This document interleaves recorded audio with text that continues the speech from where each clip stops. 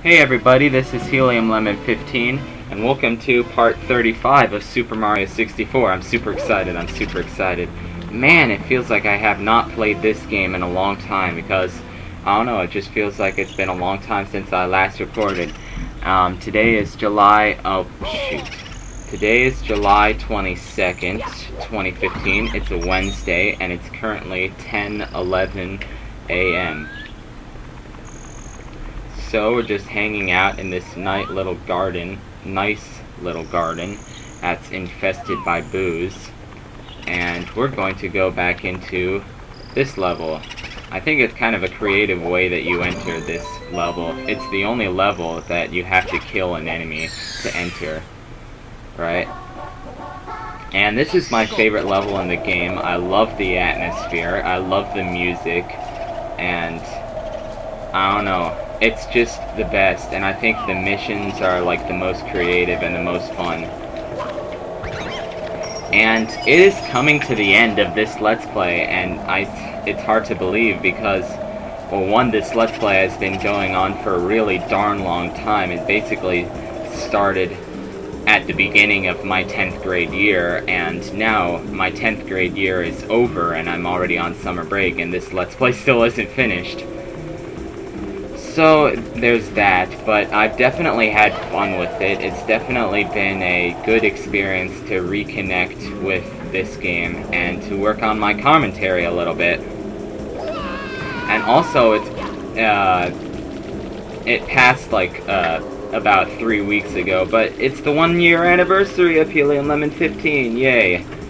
My first video that I ever recorded was on July 1st of 2014, sorry. And the first video that I uploaded was on July 7th of 2015. And so, yay, we're in the merry-go-round. It's kind of weird, whatever. You just basically have to kill a bunch of ghosts. It's really easy. So I was thinking about talking about... I'm sorry, but the music is loud. I'm gonna have to turn it down, because it's hard to talk with really loud music in your headphones. I guess it's not that loud. It's just whatever. So I guess I better talk about why I became a Let's Player in the first place.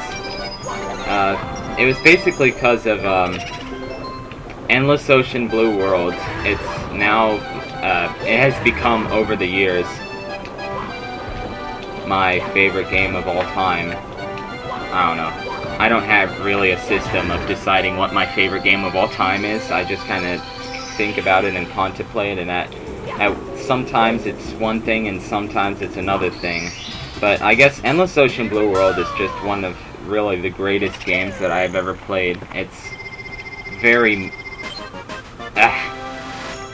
I don't want to waste time talking about that. You know, I'll tell you more about it when we actually start playing that game, because I don't know if actually that many people are familiar with the game. I know they've seen Game Grumps play that. If anybody who watches my channel watches Game Grumps. I know I used to watch Game Grumps. I've not been so into Game Grumps after, man, this is a nice view. It's just look at this big old house.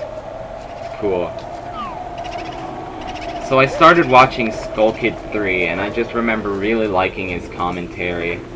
And he's really the reason that I got into video games in the first place, because a lot of great video game series like Kirby, Zelda, and Mario, I played because of him. You know, because of watching, you know, watching stuff like Kirby's Dream Land 3. Like, when I watched him play Kirby's Dream Land 3, that was my first time even watching a Kirby game. And when I watched him play Zelda Oracle of Ages and Oracle of Seasons, that was pretty much the first time I had ever heard of the Zelda series. And I think, dude, that's not where I want to go. I think something about listening to their commentary, just part of it made me laugh, but also part of it made me feel less lonely, because I didn't grow up in a family that played a bunch of video games. by the way. 2, 3, 1. There you go. It's pretty easy. I like this library. It's cool. It's very cool. Just look at all these books and everything.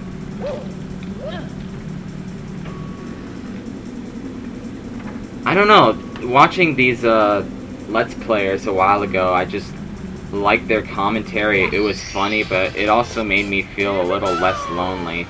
And as school went on, it made me start to feel like it was just difficult to have friends. It was difficult to have people that I felt like I connected to. I just felt so unusual all the time.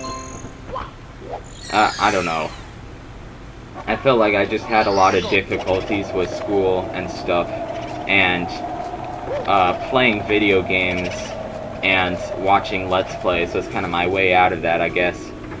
And I think I started like imitating Let's Players, basically. I started talking over video games because I was imitating Let's Players, but I started to enjoy, I started to realize the fact that I just kind of enjoyed video games a little bit more when I was talking. It just made me kind of feel a little bit more alive. And I don't know if this is true. Here's the piano again. I'm Cookie Monster. Sorry. That's a terrible Cookie Monster impersonation. Impersonation? Impersonation is when you pretend to be somebody that you're not. Impression is when you're just doing the voice of somebody that you're not. Anyway. I'm not an educator. Shoot, I lost my train of thought. By the way, has anybody seen Inside Out? That's a really awesome movie. I just recently, I saw it twice. And man, that was such a great movie. It's just so cool the way it shows like your mind. It's an interesting depiction of how your mind works. I'm not sure how accurate it is, but it's cool for what it is. And it's an animated movie, that's what it is. So yeah, it's just cool. And it's also pretty funny. It's also pretty deep too, like it makes you cry at some points. Like, I cry at the end, like when she's talking to her dad. You know what I'm talking about, if you've seen the movie. Anyway, that's enough about that. Yeah, I started enjoying, like, video games a little bit more, like, when I talked over them. I still, like, I don't always talk over video games. I usually do because it's just, like, it's because, like, sometimes when I'm playing video games, like, my brain just starts stewing on something else because, like, when you're playing video games, sure, your brain is alive, you're perceiving, like, all the colors and the enemies and the music and all that, but sometimes, you know, your brain isn't that concentrated on the game and it can tend to think about other things. And I guess I like doing commentary because it lets me think about, like, positive things, because sometimes I'll just get, like, really frustrated about a video game because I'm thinking about something that annoyed me at school, and that just makes me so much angrier at the video game than I would be otherwise. I don't know if you understand that, but shoot, where's the last one? Huh, interesting. Oh, wait a second, there's a place that I haven't been.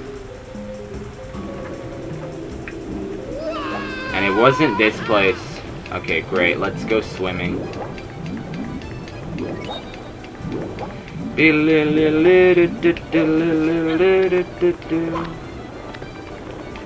I basically just like commentary because I like talking about my life.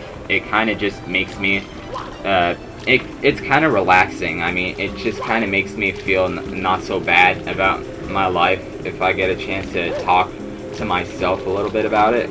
I mean, talking to myself is not as great as talking to other people, but sometimes it's just a bit easier to talk to yourself about stuff than to talk to other people. But it's like, I don't know,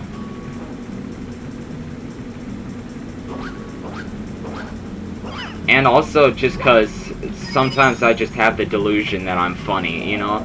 I think of myself as a funny person. I like jokes. I make jokes all the time, you know? I just love like sitting down and like watching comedy routines, you know? I think everything's funny. I think everything's a joke, and I think that's what makes me want to commentate. It's because I like to be funny. Although sometimes you just don't have anything funny to say, so it's like, you know, you talk about the mailman this morning. See what I mean? It's stupid stuff like that that makes me laugh. It's not anything that makes sense, you know. Cheeseburgers. Anyway, so yeah, it's the 1 year anniversary of my Let's Play channel, and yeah, it's basically just different experiences that have made me enjoy just talking about video games, and basically it's just gives me a deeper reason to enjoy video games. It's because, like, you know, when I'm just enjoying a video game by myself, it's like, okay, that was great, but what now? But like, it feels like if I'm enjoying a video game and sharing my experience with somebody else, it just, I don't know, I just think it's not as selfish. Like, something about sharing the experience of a video game. Like, you know, sharing your lunch with somebody. No, it's not like that. Hold on, let me get water. That's my advice to all the Let's Players out there, the beginning Let's Players. Always take a glass of water with you. You know, if your voice starts to get tired or whatever. What are we doing? Big Boo's balcony? Oh yeah, this is when the stars start to get a little bit harder. Like, I remember, like, the rest of the stars being nothing. Like, I had a hard time, like, finding the red coins and stuff or whatever. But, like, this star is so frustrating that I remember I just used to get angry about it, you know?